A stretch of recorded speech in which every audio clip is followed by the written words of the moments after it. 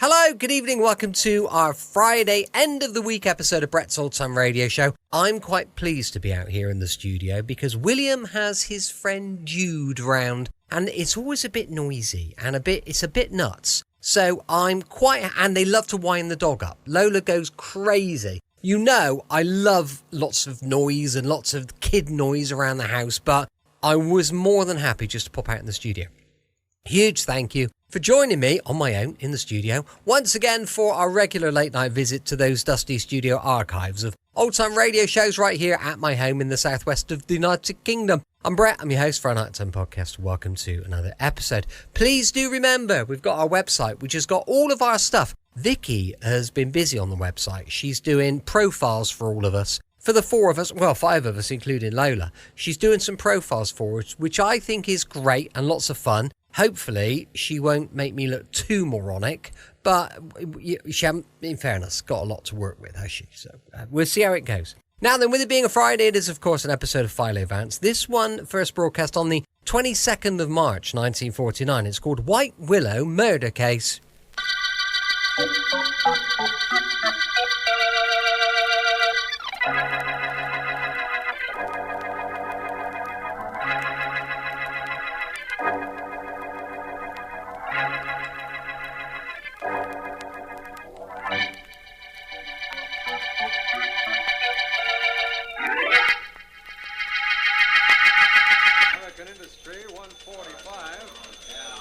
Yes, it's a good buy, I think. Of course, the next dividend is questionable. If I were you, I'd get into White Willow Refineries. They're going to move that stock up 5 points. Hello, call for you, Mr. Ames. It's in your office, Mr. Ames. Oh, excuse me, sir. I'll call you back. 15 1/2. Davis Motors, 168. Ames speaking. Stuart, this is Dawn. Oh, yes, darling. What is it? I'm How's quite the busy. market? Holding its own, I'd say. White Willow is off a fraction. That's what you're really interested in, isn't it? Ah, you're what I'm really interested in, Stuart. Well, tell me about it tonight, will you, darling? I've got some people waiting to see me. I'll be up around... Well, you better name the time. Oh, I can get rid of Nate around 8:30. Play safe and be up around 9, will you? I'll be there. Goodbye, darling. Bye. Sit right down again, Ames. What? I want to talk to you. Oh, it's you, Mr. Leroy. How are you? I'll let you know in a little while, as soon as I close this door so we can have some privacy. Yes? What is it? Ames, 3 months ago, you urged me to buy 10,000 shares of White Willow Refineries. I wouldn't say I urged you. I pointed out that the company was in good financial shape and had excellent possibilities. There was going to be a merger. If it had gone through, the shares would have been split 2 for 1. Yes, I know. That's what you told me. But there was no merger. And the stock is off 15 points from what I paid for it. I'm sorry, Mr. Leroy. I don't control the companies. I just recommend investments for my clients, and most times they turn out well. You knew White Willow was a dog stock when you put me in it. I've lost $150,000, all the money I had in the world. Oh, look here, Mr. Leroy. You can't be blaming me for that. The investment must have looked good to you. Yes, it looked good because you recommended it. I mortgaged everything I own, went into debt to buy that stock. I'm broke, Ames. If I sold that stock now, I couldn't get enough money to pay my debts. I'm really sorry, Mr. Leroy, but there isn't anything I can possibly do about it. No, huh? No. Well, there's something I can do about it. You don't think I'm going to take a loss like that lying down, do you? Oh, no. Somebody's going to take it lying down, but it won't be me.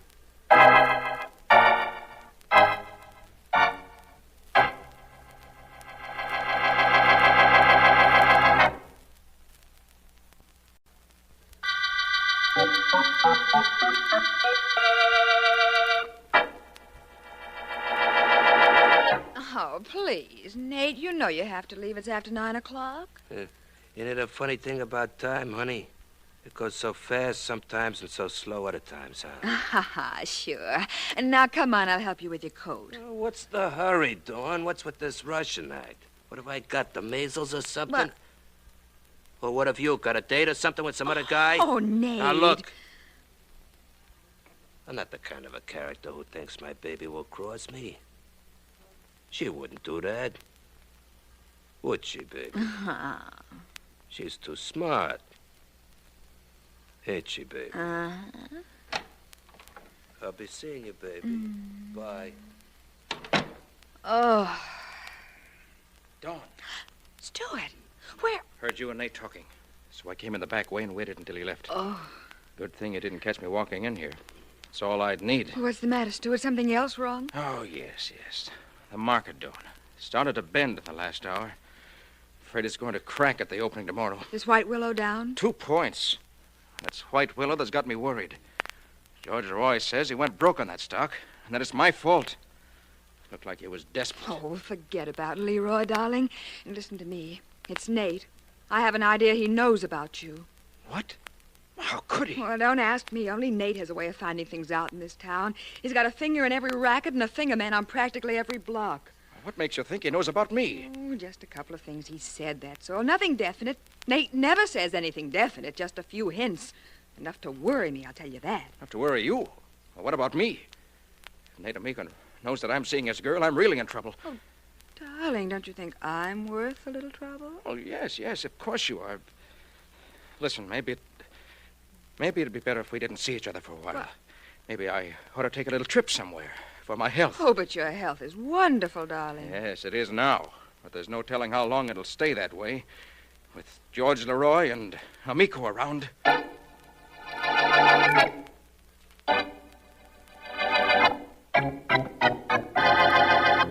Sit down, Mr. Leroy. Sit down. Always like to have somebody that comes to see me sit down. Thank you, Mr. Amico. Thanks very much. It is perfectly all right with me should you want to cut out that Mr. Amico stuff and call me Nate. I am known mostly to most people as Nate. All right, Nate.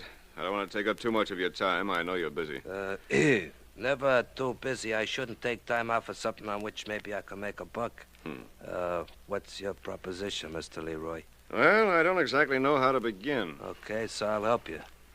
Somebody's loused you up somewhere and you want him taken care of, right? That's approximately right, Nate. The man in this town has ruined me, left me with hardly anything. Whatever it is I have, I'm willing to spend to see that he gets what's coming to him. That sounds like a very reasonable proposition. I'm very glad to take the details under advisement. You should tell me what's going on. How much would it cost to kill a man, Nate? Oh, you want he should be knocked off, huh? Yes. Well, that requires a little working on, Mr. Leroy. It's a pretty hot town for killings. At DA, we got Markham. He's a rough character. Now, if you want this friend of yours worked on a little, that could be different. I want him dead. I see what you mean. Well, I could get him good and scared for you and wouldn't cost you too much scratch. I want him dead, I said. Yeah, I know. I heard you. Who is this guy you want should be suddenly taken dead? His name is Stuart Ames. Stuart Ames, huh? Yes, he has an office. I know all about him, Mr. Leroy. And he's the guy you want killed, huh? That's right. How much will it cost me? Well, I don't know. You see, I kind of have a reason I should kill that bum myself. Maybe this is one job I don't do for money. Maybe Ames gets knocked off just for the fun of it.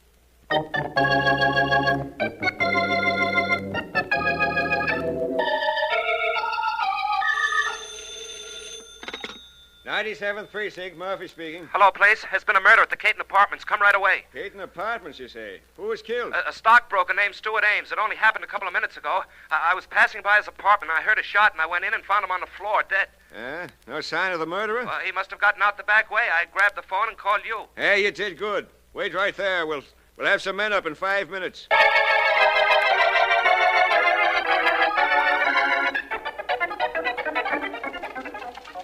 Oh, Miss Williams, has my secretary come back from lunch yet? No, Mr. Vance. Miss Deering isn't back yet. Anything I can do? Yes, I think so. Just a second, I'll come into the outer office. Miss Williams, will you get me the files on the last case we worked on? The $1 million murder case, Mr. Vance? I believe that's what Mr. Markham, the district attorney, called it. I have the files right here. Oh, you did a wonderful job on that case, Mr. Vance. You certainly know how to find murderers. Finding murderers, Miss Williams, consists exclusively in knowing where to look. Oh, it certainly sounds simple when you say it that way. Now, if it was me, Vance, I'm glad I found you in. Well, Markham, my friend, we were just speaking of you. What's the excitement, or should I guess? You ever guess, Vance? I didn't think so. Let's go into your private office. I have something to tell you. Of course, Markham, after you. Thank you. A murder this morning, Markham? No. Last night, Vance. I just received word of it this morning. Apparently, Sergeant Heath tried to reach me last night, but I spent the night at a friend's. Who was killed? A man named Stuart Ames, stockbroker. He was a specialist in a stock called White Willow Refineries. You know anything about it? I know nothing about it or about him. What are the details? Well, a neighbor heard the shot, rushed into Ames' apartment, found him lying there on the floor, and called the police. Any other details? Several. There was no sign of a struggle, no powder marks on the body, no disturbance at all in the room, and a cigarette was still burning in the ashtray. Only Ames didn't smoke. I see. Anything else? Yes. We have 3 prospective suspects and 1 definite clue. A clue, Markham? What is it? In the dead man's hand, Sergeant Heath found a button from a sports jacket. One of those leather buttons. You know the kind. Yes, I do. And that's your clue, Markham? Of course. I'd forget it if I were you. What? Why? The button was planted there just to throw off any investigator. But Vance, what can you possibly know about... My dear Markham, if there were no signs of a struggle and no powder marks on the body, how could the killer have been near enough to the victim for Mr. Ames to yank a button from a coat? Yeah.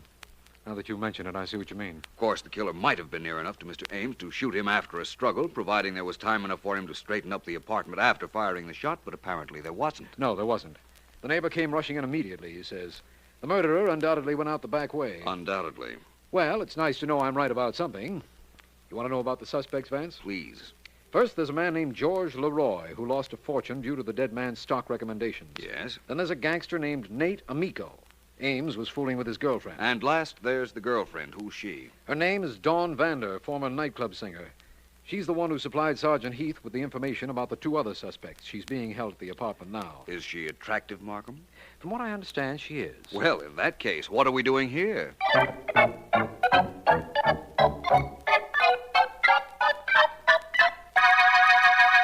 Miss Vander, if there's anything you can tell me about this case, I'd be very grateful. I can't tell you anything if I don't know anything, can I, Vance? And if I did know anything more than I told the police, I'd tell you, wouldn't I? I certainly hope so. This was Mr. Ames' living room, I imagine? That's right. Oh, I wish I could help you. I do, too, Miss Vander. Markham. Yes, Vance? Come in, will you, please, Markham? Yes, of course. Something I can do? I think so. You can let Miss Vander go, for one thing. Oh, no kidding. Oh, gee, thanks, Vance. Is it all right for me to go, Mr. Markham? It is, if Vance says so, but please don't leave town, Miss Vander. We may need your testimony later. I'll be around. Thanks, Mr. Markham, and, Mr. Vance, I wish I could think of a way of thanking you. Forget it, Miss Vander. So long. Markham, you mentioned to me that Mr. Ames didn't smoke, yet there was a cigarette still burning in the ashtray when his body was found. Yes, a Menlo, king size. It was smoldering. Somebody, the murderer probably, tried to put it out but wasn't successful. You know how cigarettes sometimes keep burning? Yes, of course. No lipstick marks. You know better. We don't often get breaks like that. Sergeant Heath, incidentally, was very disappointed when you exploded his pet clue, the leather sports jacket button. I'm sorry. I thought it might save him some time trying to track it down. It did. He has another clue he picked up near the back door, Vance. Here, take a look. Book of paper matches, eh? It's the book. The matches are all gone. But look at the edge of the cardboard, Vance. There are several indentations, you see? Apparently made by a thumbnail. Well, that's not too unusual, Markham. Many people have the nervous habit of putting their fingernail into a paper match cover. Do it myself sometimes. Yes, I know. I've seen you. You didn't murder Stuart Ames, did you, Vance? Not that I remember. But I wouldn't be too surprised if it was the murderer who discarded this match holder. Seems to me we ought to make a survey of our suspects and find which one had a habit of putting his nail into the cardboard. Good.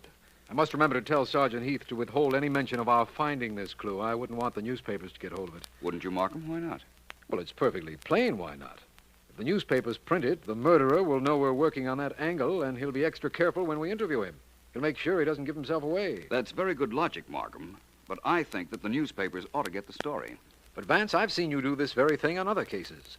You hold back some bit of evidence so that you can capitalize on it later on. Yes, I do, Markham. But those were other cases. This case is an entity in itself. I think another theory applies to it. Yes? Make sure the reporters get the story of the match cover, Markham. Then give me 24 hours, and I'll deliver your murderer to you.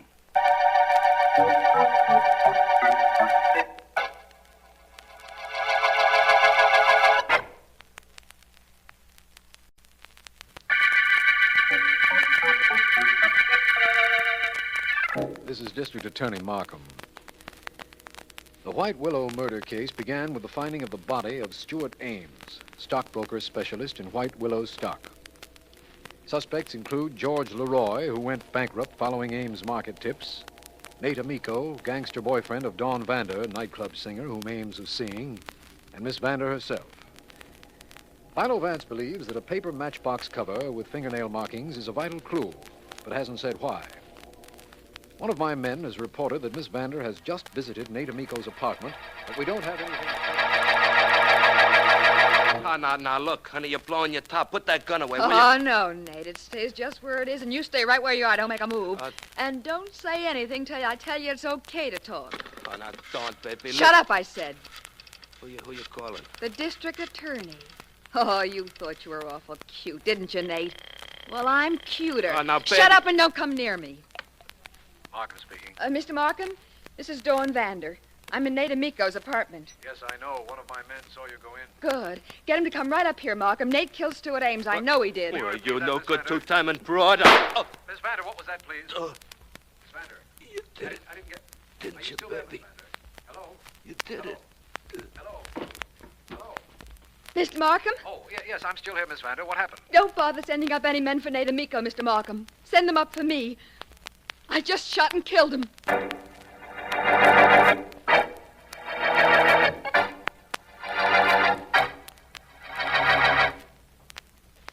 Do you want me to go in with you, Vance, or do you prefer to talk to Miss Vander alone? Either way, Markham. In that case, I'll leave you here. But first, Vance, may I ask you why you're going to see Miss Vander? Certainly, Markham. There are things in this case with which I'm not satisfied. I don't understand how you can say that. It's very obvious that Amico killed Ames, and that Miss Vander killed Amico when he tried to prevent her from telling that to me on the telephone. The last part of that statement is correct, Markham. I have an idea, you have an idea, it was Miss Vander who killed Ames. Frankly, I don't have any such ideas, Markham. Oh. Well, just in case you did, I'd like to remind you, Vance, that Miss Vander uses a great deal of makeup, and there was no lipstick stain on the cigarette we found smoldering in Ames' apartment. I realize that practically removes suspicion from her. Then there's the clue of the matchbox. Miss Vander certainly doesn't seem to be the nervous type, does she? No, and while we're on the subject, she doesn't seem to be the type to carry paper matches either. But I'm going to see her regardless. As you say, Vance. Which cell is she in? First one to the right. I'll talk to her from the outside through the bars. Thank you, my friend. I'll see you later. Right. Come into Heath's office when you're through, will you, Vance? I'll do that. Miss Vander? Oh, hello, Mr. Vance. I'm sorry I'm being such a baby. I'm sorry you're being held in this detention cell, Miss Vander. But you will have to stand trial, you know. Yes, I know. I don't really care what happens to me at the trial either, Vance. As soon as I found out that it was Nate who killed Stuart, my whole world fell apart. When I questioned you, why didn't you tell me it was Nate? That would have saved you a lot of trouble and a prison sentence. I know, but I was afraid of him. Later, I thought it over, and when he tried to stop me from telling Mr. Markham, I shot him when he went for his gun.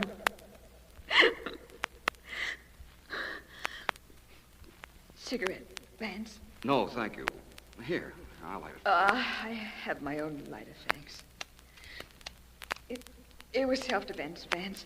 Markham knows that. He could hear Nate threaten me over the telephone. Yes, I know. He told me that. Having trouble with that lighter, Miss Vander? No fluid, I guess. Allow me, please. Just hand it to me through the bars. These Burton lighters are tricky. There. Thank you. Is there anything I can get for you while you're here, Miss Vander? Oh, no, I don't think so. Unless you can get me my compact, I'm lost without it. I'd even settle for my earrings or a cigarette holder or a couple of bobby pins. Anything so I don't look like everybody else in this cell row. I'll ask Mr. Markham to get them for you, Miss Vander. I'll send you some cigarettes. What brand are you smoking? Douglas Cork Tips. Right. Oh, thank you, Vance. Oh, no trouble, Miss Vander. After all, you did me a favor, you know. You mean by finding Stuart Ames' murderer for you? Yes. That is, if it was Mr. Ames' murderer you killed.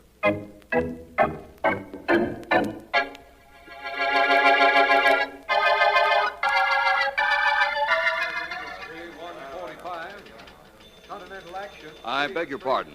You're Mr. Leroy? Yes? Who are you? My name is Vance, Philo Vance. Oh, how are you, Mr. Vance? Fine, thank you. Mr. Leroy, you follow the market? I did when I had enough money to play with stocks. I don't anymore. I just come down here now to see how much money I might have made if I bought stocks of my own choosing. Instead of the ones the late Stuart Ames picked out for you. Yes, that's right. That was the information we had, Mr. Leroy. I just wanted to be sure. By the way, you smoke? Well, yes, of course I do. May I see your lighter? I don't use a lighter. Ordinary paper matches are good enough for me. You want to see them? Yes, as a matter of fact, I do. Here you are. Have them right in my hand. It's a habit, I guess. These nail punctures in the side. That's habit, too, isn't it? Well, I don't know. I hadn't thought much of it. I didn't realize I was doing it. No, I venture to say you didn't. Now, wait a minute, Vance. Don't build anything. The police know that dead gangster killed Ames. I didn't kill him. You've got to believe that. Do I, Leroy? Why?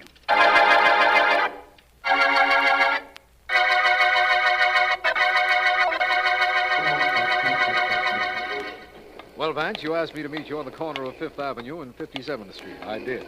Now tell me, where are we heading? Toward the solution of the White Willow murder case, I hope, Markham. See this tobacco shop?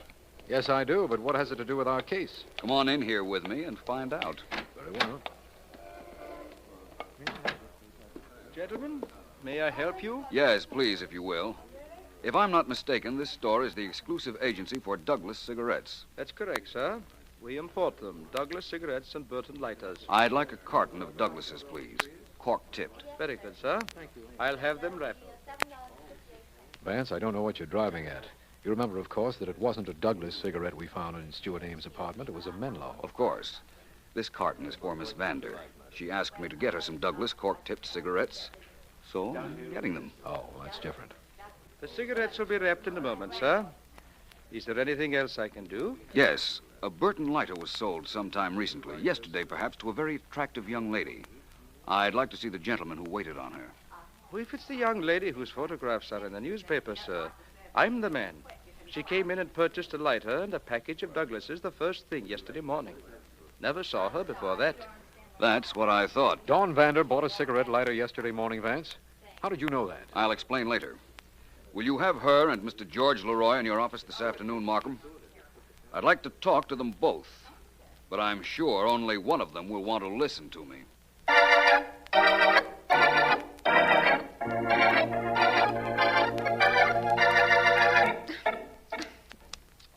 Darn. Having trouble with that cigarette lighter, Miss Vander? Yes.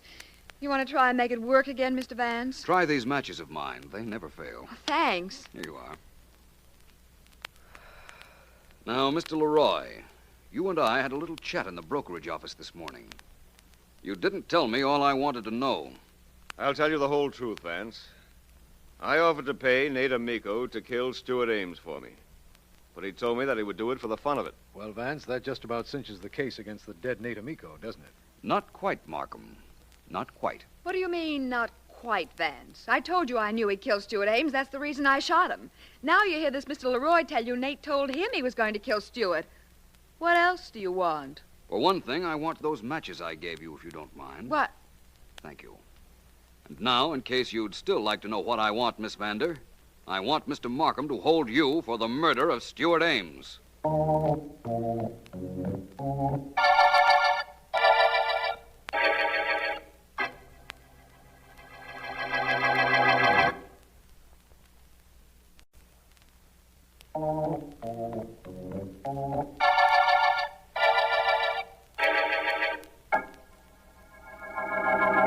Miss Williams, will you please read back these notes on the White Willow murder case? Oh, sure, Mr. Vance. It'll be a pleasure. Nothing like combining fun and work, Miss Williams, is there? Oh, that's right. Especially when I get to work for you, Mr. Vance.